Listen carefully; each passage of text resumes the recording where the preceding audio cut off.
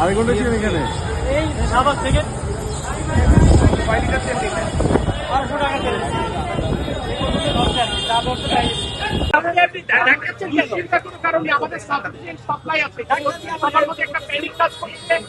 সবাই চাহিদার তুলনায় বেশি নিতে চাচ্ছে, সমস্যাটা সেখানে। বাট হ্যাভ পেশেন্স, আপনার যতটুকু প্রয়োজন ততটুকুই নিয়ে আপনার